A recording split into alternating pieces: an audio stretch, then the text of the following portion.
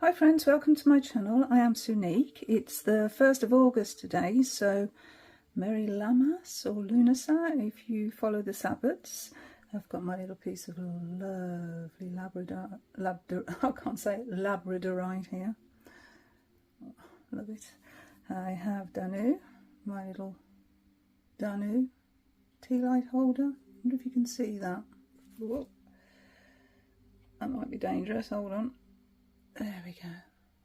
I did show it in the last video actually. And some rowan beads, which I dried and threaded onto a red thread for the season a couple of years ago actually. Anyway, what a perfect time to unbox Tarot of the Enchanted Garden, which is a new deck. So let's take the plastic off first, so we don't get that horrible glare. There we go. So it's a low Scarabeo deck, and it looks very fey, and I think the fey are quite active at the moment, so I am really looking forward to looking at this deck. This is a deck by Rosanna Parler, and it's one of those nice boxes that sort of lift out. I do like these boxes. So yeah, rather than a tuck box, it's a lot steadier, don't you think? Oh, that's nice. We've got our High Priestess there. Some moon energy. Oh gosh, this is going to be a good deck. Okay, so yeah, nice box there, and we have a guidebook, and I presume it's going to be in different languages, and yes it is. So it is, because it's low Scarabeo, their decks are in 4 languages: English, Italian, Spanish and Portuguese. So we actually have, what's 5 from 61? 56. We have 56 pages of text. It says, come into the garden. The Tarot of Enchanted Garden invites you to enter a beautiful world that is gloriously graceful in its imagery, and at the same time full of truth and wisdom. In this garden you can feel your spirit take a deep breath and open to all the wonders of all around you. In such a state of openness you are ready to receive good advice and make good choices. The knowledge offered by these cards stays with you when you go back to the mundane world, and the garden is always there for you to return. The Tarot of the Enchanted Garden is based on the traditional Waite-Smith Tarot, easily understood by readers who are familiar with that system, and it also offers fresh insights. So let's begin with the basics of about tarot, using the card spreads. And we have a spread here, a walk through the Enchanted Garden, which is a 5-card spread. Opening the gate, what requires bold progress now. A path of flowers where we find happiness, beauty and bliss. A garden bench. What needs more thought before you proceed? A flowing fountain, what do you wish for? Closing the gate, what should you leave behind? Isn't that a beautiful spread? We've got an example reading of that as well there. And then stating to the major arcana. So the Fool, we've got a paragraph. Yeah, a paragraph for each of the majors, and a smaller paragraph for each of the minors.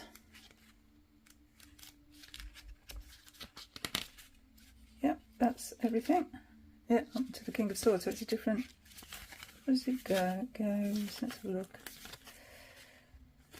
Starts with cups. Okay, starts with cups, then pentacles, wands and swords. So a different order to one I'm used to, or the one I like. However, let's have a little look at the images, shall we?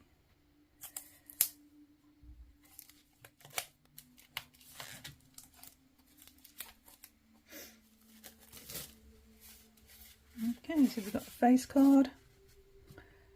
Very pretty. That reminds me of Tim Burton, that typeface. And the back card, just to protect it from low Scarabeo. These are borderless. So the backs are the same image, that caduceus, I don't know how you say it, with a little sickle moon on top, the two snakes. Pretty. I like the fact they're borderless. Oh, this is pretty. Right, I'm going to zoom in and we'll have a look at the cards together. So these are a normal tarot size, I can tell just by looking. However, we will check my trusty Rider-Waite-Smith.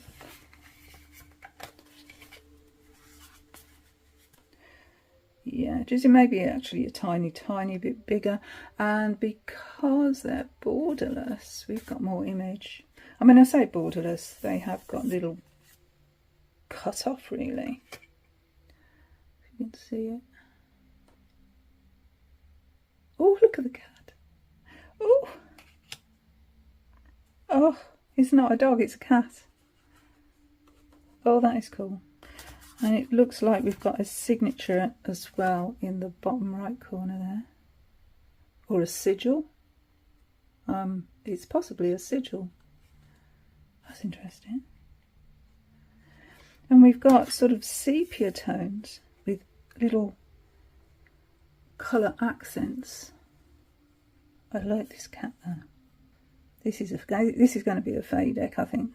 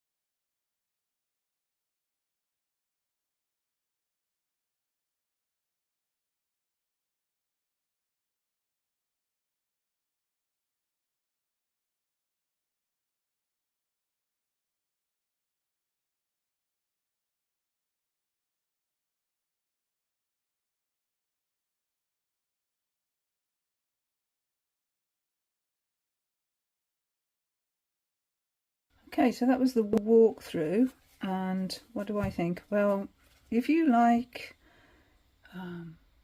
decks like the Dark Mansion Tarot, Tarot of the Moon Garden, that sort of aesthetic, you're going to love this.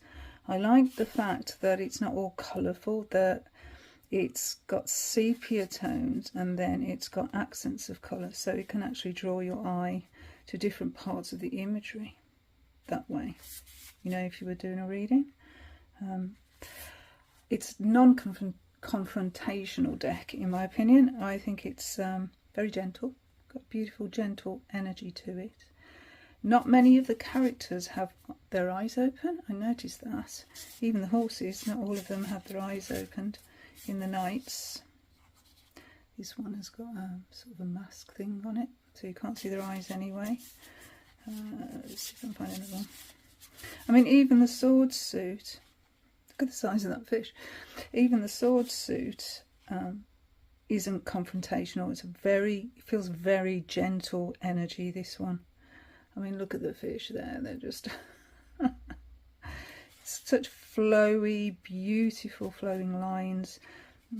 This is gorgeous, isn't it, for the Ace of Pentacles? So you've just got the colour section really through the portal, welcoming you in.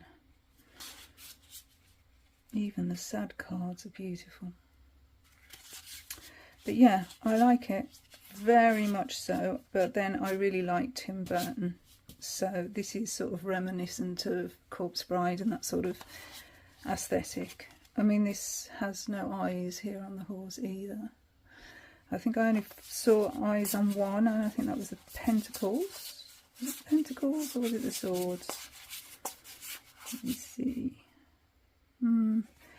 This one, I mean, the Knight of Swords energy, he does look quite aggressive actually there.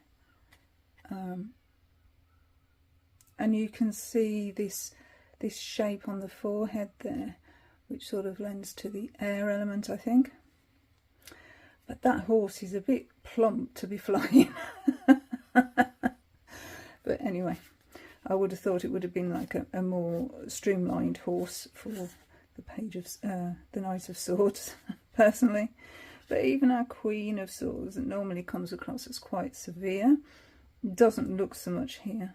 And she's got some beautiful eyelashes going on there. And that reminds me of Game of Thrones. Don't know why, but it does. But yeah, it's a beautiful, beautiful deck. It's a matte cardstock. It really feels nice. The cardstock's gorgeous. I love the fact it's borderless. There's not one card in there that I didn't like. I was specifically looking at the Three of Swords because I know that can be quite problematic. And in this deck, it's... Let me show you, remind you. Look at that. It's like a big cloud balloon type thing. So if the swords are going through a balloon in the sky, one would think that that was going to crash land. But it's still floating, so that's testament to our inner strength, I think. And we've got blue sky above, so it's not all bad. You know, rise above those cloudy thoughts and feelings, and yeah, we shall survive. Yeah, so all in all, it's a beautiful, gentle, loving energy that I am feeling from these images, and I think it'll be a lovely one to work with in August. So there is a spread in the guidebook which I really like, which I showed you at the beginning of the video, so I could do that one, or because it's a super moon tonight, a full moon, I thought I might do a spread from one of my favourite books, which is Tarot by the Moon. This one, Victoria Constantine, and it's the Sturgeon moon, isn't it? The harvest moon. So fish swim in abundance at this time of the year. It's a fruit moon, green corn moon. There's lots of different names for this supermoon. So this is about It's called the Horn of Plenty spread, and I'll just show you the layout here. So that's the actual layout, and these are the questions if you want to screenshot it. There we go. So I'm going to shuffle the deck. I might pause the video while I shuffle it, because it just makes the video so long when I start to do these things on camera. So yeah, I'm going to shuffle the deck, and oh, it's a nice shuffler actually. And we'll draw some cards for the spread.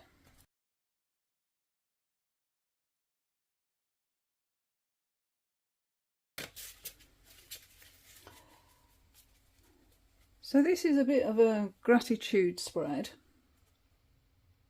and an invitation to draw in more abundance. So the first question is, where am I already abundant?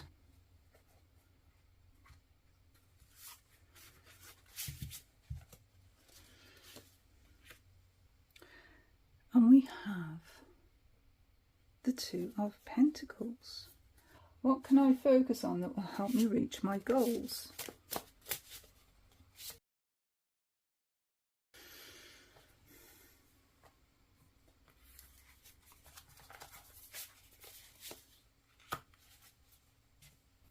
So what should I stop focusing on?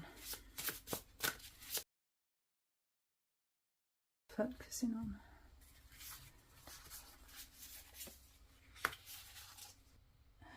Okay, what is my next step forward? My next step forward.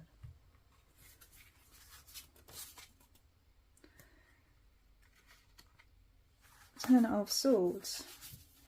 Okay, so yeah, some quite challenging cards there. Let's see what else we have. So, where will this lead me?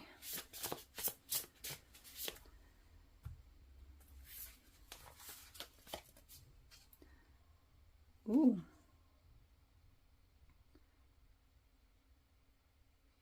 Five goes here.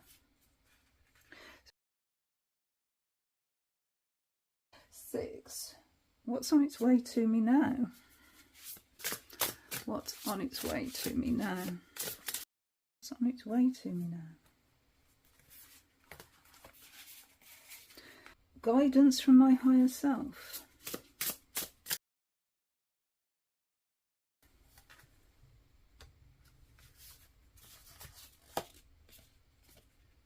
Okay, a message from the universe.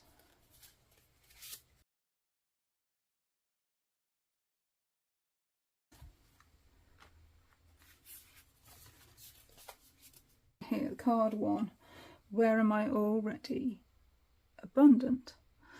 And we're successful at the moment in balancing work and play, but it's a struggle. I think we're just keeping our head above water here. It's a balancing act, but it's a struggle. I can see that as being a bit of a struggle, but we're succeeding, but it's not easy. And I think what we need to be focusing towards is more of a natural flow. And here we're being offered it by Temperance, the angel. And this is a more natural way of balancing life on earth and our spirituality. And I think that is the focus of the reading. That's where we need to be. What can I focus on to help me reach my goals here? Well, again, I'm looking a little directionally here. So we've got our person here, head in hands, it's raining, we're outside, but there is help available. If we just look up, we can see there will be help available there. And so we need to acknowledge that we're not alone. Help will be there if we need it. If we want to, we need to ask for it, really. And our Queen of Swords is actually telling us to do that. She's pointing right up to it. Go ask for help if you're in trouble. If you are struggling here, then there is sanctuary. You can find help. For the Page of Cups, what should I be focusing on here? Well, our Page of Cups is focusing on the fish, and the fish is focusing on the Page of Cups. So emotions, our emotions can lead us to decisions if we focus on how we feel inside and decide things from there, as opposed to from outside influences. Because it's all about the emotions and the way we feel. But our Page of Cups is quite a sensitive soul. Our Page of Cups can be easily hurt. And it looks like this could cloud their judgment, because I see sort of whirls of energy there in the head. And as the head's bowed down as well, I think there is a danger there of being hurt. And then we see this in the Ten of Swords. The Ten of Swords, card 4. What is my next step forward? Well, tens are an end of a cycle. And so it's time to end this cycle. It's time to end this cycle of any negative influences here, which is what I think these swords represent. Negative thinking, other people's viewpoints that we've taken on board have stifled us. They've pinned us to the ground, and we've not been able to achieve our objectives because of them. We've let them influence us so much that they've pinned us, and we're just not making any progress at all here. And so it's time to end this cycle. And we do see a new dawn. And maybe the dove here, bringing us some peace from all this conflict. So we need to take matters into our own hands, and I think here the Seven of Swords is doing just that. This is, where will this lead me? So if we bring this cycle to an end, then we can reclaim our power, can't we?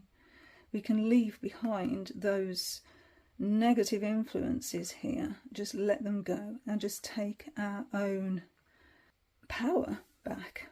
I mean, these structures here are tense, so they are temporary. This is not a permanent situation, and maybe we've realised this is not a permanent situation. We can actually move forward by reclaiming our power, our autonomy. We don't need to rely on others. We can break out on our own. We can do our own thing. We don't need to rely on someone else's decisions here. We can make our own decisions. What's on its way to me now is our Queen of Swords. And so our 7 is actually making way to the Queen, to becoming the Queen of Swords.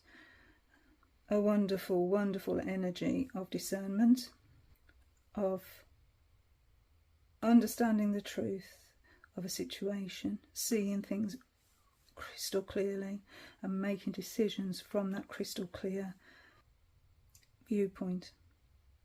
We're now above our emotions, we're in our heads here, and we can see things exactly for what they are. And this will help us. This will help us to achieve this balance we see here in Temperance card. And this is guidance from my higher self. This balance here now can become, as I said before, this balance can become more natural, more flowing, easier, and leads us on our path to our higher well-being. And then the final card, a message from the universe, is quite clear. I think it's the Judgment card. It's the wake-up call. It's the you do it now card. It's time. This is the time to do it, because if you don't do it, if you don't heed this warning, then we're going to repeat this cycle again. This is a cycle that needs to be broken, and the only way to break it is to actually recognise it, realise it, and get up. Stop sleeping. You know, wake up. It's wake up time. This way of being has not worked. And we don't want to end up here, do we? We want to end up here. Wow, that was some reading actually. That's quite a loud deck. I thought it was a very simple imagery. I thought it was a very gentle energy, and yet it's showing me that it has some very strong energy here, some strong messages to deliver. So I think it's going to be a lovely journey to take with this beautiful deck. Could have got some kind cards, couldn't we? But yeah, that's okay. Sometimes, you know, we need to hear these messages from our subconscious. We need to know that it's time. Anyway, that's my little walkthrough and impression upon opening the new tarot of the Enchanted Garden No Scarabeo deck. And I hope you've enjoyed it. Until the next time, thanks for watching and bye friends.